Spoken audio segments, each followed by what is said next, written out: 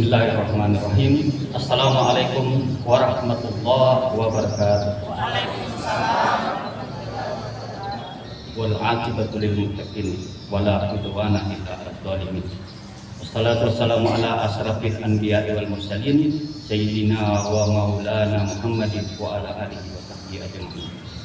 Yang terhormat Bapak Kepala Kantor Kementerian Agama Kabupaten Maros serta jajarannya, para kepala seksi dan rekan-rekan ASN yang kami hormati. Aparatur sipil negara sekarang ada dua, yaitu PNS dan P3K. Jadi ini amanah yang diberikan kepada kita, dan hari ini hari kesadaran nasional adalah untuk merefresh kembali, mengingatkan kembali kepada kita tentang janji kita ketika kita diangkat sebagai aparatur sipil negara. Tadi kita sudah dengar bersama Panca Prasetya Kos Pegawai Republik Indonesia. Ketika kita mendengarkan itu dan kita hayati, maka kita akan merinding sesungguhnya terkait dengan tugas-tugas dan tanggung jawab yang telah kita emban selama ini. Apakah benar-benar kita sudah meresapi terkait dengan janji kita ketika kita diangkat sebagai PNS? Poin pertama adalah iman dan takwa. Ketika kita sudah diangkat sebagai ASN, PNS ataupun P3K, maka poin ini yang paling penting untuk kita jadikan sebagai dasar ketika kita melaksanakan tugas adalah iman dan takwa. Kalau iman dan takwa sudah kita jadikan sebagai poin utama, maka poin-poin berikutnya akan ikut dengan sendirinya. Tanggung jawab kita sebagai ASN sudah berkomitmen untuk tunduk kepada pemerintah berdasarkan Undang-Undang Dasar dan Pancasila. Artinya tidak boleh ada ASN yang kemudian tidak mengikuti pemerintah. Kalau ada ASN yang kemudian tidak setuju dengan pemerintah, maka silahkan keluar dari ASN. Karena itu adalah komitmen kita. Tanggung jawab kita sebagai ASN yang sudah menyatakan komitmen sejak awal. Iman dan takwa kita. Kita bersiap.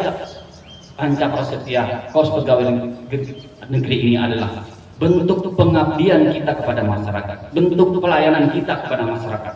Kalau kita sudah berkomitmen berjanji untuk mengabdi, melayani masyarakat, maka masyarakat akan melihat komitmen janji kita tersebut. Nah, itulah yang kemudian hari ini kita hadir. Kami berterima kasih kepada Bapak Kepala Kantor yang sudah memberikan kesempatan kepada kami dari Direktorat Jenderal Pendidikan Islam Kementerian Agama Republik Indonesia untuk memberikan amanah. Sekalipun saya baru tahu kan, kalau hari ini tidak hanya bicara terkait dengan program strategis yang menjadi poin utama daripada kehadiran kami bersama dengan Ibu Bekti Prastiani, Ketua Fasilitator Nasional Satuan Pendidikan Ramah Anak, Ketua SRAC Indonesia bersama Pak Ahmad Asari, adalah dalam rangka mensosialisasikan program strategis Satuan Pendidikan Ramah Anak. Tapi poin utama daripada Satuan Pendidikan Ramah Anak itu adalah keteladanan. Maka kembali lagi kepada tugas dan tanggung jawab kita sebagai ASN dimanapun kita berada adalah bagaimana kita memberikan keteladanan kepada siapapun, kepada masyarakat, kepada keluarga, dan kepada madrasah yang ada di wilayah kita. Yang di KUA tentunya adalah sebagai pelayan di masyarakat untuk tugas-tugasnya sebagai KUA. Kebetulan kami kepala pernah juga menjabat sebagai Kepala Kantor Kementerian Agama di Kabupaten Tanah Toraja tahun 2003, kemudian ke Jakarta di tahun 2006, dan alhamdulillah bisa pulang kampung. Nah, hari ini kami hadir di Kabupaten Maros.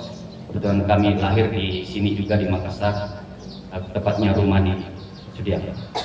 Kembali lagi bahwa Bapak Ibu sekalian, bahwa banyak program-program strategis yang kita miliki di Kementerian Agama di bidang kita masing-masing, dan kami dari Direktorat Jenderal Pendidikan Islam memiliki amanah dan tanggung jawab terkait dengan apa yang menjadi persoalan akhir-akhir ini.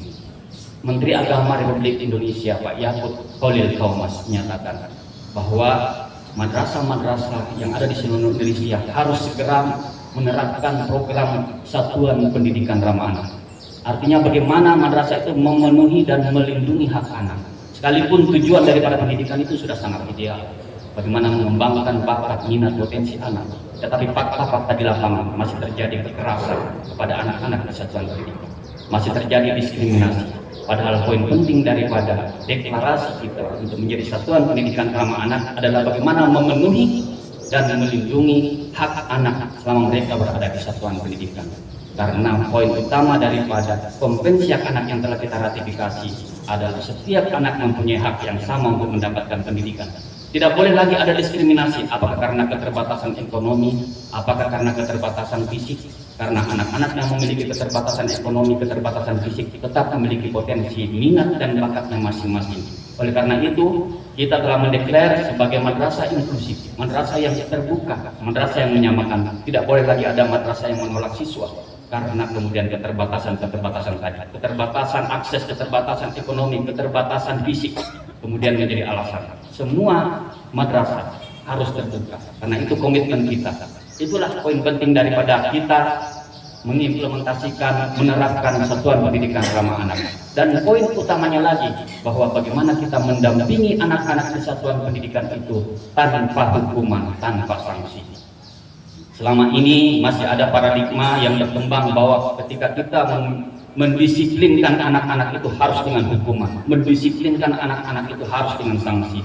Paradigma itu harus kita ubah. Kita ganti dengan disiplin positif dengan konsekuensi logis. Tidak ada lagi hukuman, tidak ada lagi sanksi. Kita ganti dengan disiplin positif dengan konsekuensi logis. Jangan kemudian karena anak-anak tidak mengikuti arahan kemudian diberikan hukuman, apakah itu hukuman dalam bentuk verbal atau kata-kata yang kemudian bisa membekas pada diri anak-anak, apalagi dalam bentuk fisik. Seperti yang banyak terjadi, anak-anak sudah diberi hukuman dengan bahasa-bahasa verbal yang sangat menyentuh hati mereka, kemudian diberikan lagi dengan hukuman fisik. Oleh karena itu, komitmen kita untuk menerapkan satuan pendidikan ramah anak itu, poin utamanya adalah komitmen dari kepala madrasah bersama dengan tenaga pendidik dan pendidikan yang ada di satuan pendidikan untuk memenuhi dan melindungi hak anak tanpa kekerasan, tanpa diskriminasi. Inilah yang kemudian kami hadir di sini dalam rangka bersamaan dengan Hari Kesadaran Nasional untuk merefresh kembali pemahaman-pemahaman kita. Kita tahu bahwa Satuan Pendidikan Ramah Anak ini sebenarnya adalah program yang sudah cukup lama. Dulu kita menyebutnya Sekolah Ramah Anak, tetapi melalui perjuangan, melalui dorongan dari Kementerian Agama bahwa madrasah ketika ingin menjadi Satuan Pendidikan Ramah Anak, ketika pasang papan nama Sekolah Ramah Anak itu tidak memenuhi, karena kita adalah madrasah. Oleh karena itu sejak tahun 2021 disepakati oleh 16 kementerian lembaga termasuk Kementerian Pendidikan dan Kebudayaan merubah nomenklatur SRA yang dulunya Sekolah Ramah Anak sekarang sudah menjadi Satuan Pendidikan Ramah Anak. Jadi kita tidak lagi menggunakan nomenklatur Sekolah Ramah Anak, tapi kita sudah menjadi Satuan Pendidikan Ramah Anak. Itu karena kita di dalam beberapa forum mendesak agar Kementerian Pemberdayaan Perempuan dan Perlindungan Anak bersama kementerian lain untuk segera merubah nomenklatur tersebut. Nah, sekarang dengan nomenklatur Satuan Pendidikan Ramah Anak tidak ada lagi kekhawatiran bahwa kita hanya menjadi subordinat dari sebuah sistem pendidikan, tapi kita sudah menjadi ordinat utama daripada sub pendidikan yang ada. Sekolah dan madrasah sama posisinya di dalam sistem pendidikan nasional. Oleh karena itu, Bapak Ibu sekalian, harapan kami dengan kehadiran kita di sini adalah sebagai komitmen awal, karena untuk menjadi Satuan Pendidikan Ramah Anak dimulai dari tahapan mau, baru kemudian kita memenuhi komponen-komponen yang ada. Setelah itu kita masuk di tahapan mampu, dan setelah itu menjadi karakter, sudah menjadi bagian kebudayaan sebagai Satuan Pendidikan Ramah Anak di madrasah, maka kita sudah berada di tahapan berikutnya, di tahapan maju. Mudah-mudahan saja dengan momentum Hari Kesadaran Nasional ini kita semua berkomitmen untuk bersama-sama mewujudkan semua program strategis di Kementerian Agama. Saya kira demikian, mohon maaf atas segala kekurangan. Wallahul muwaffiq ila aqwamit thariq. Assalamualaikum warahmatullahi wabarakatuh.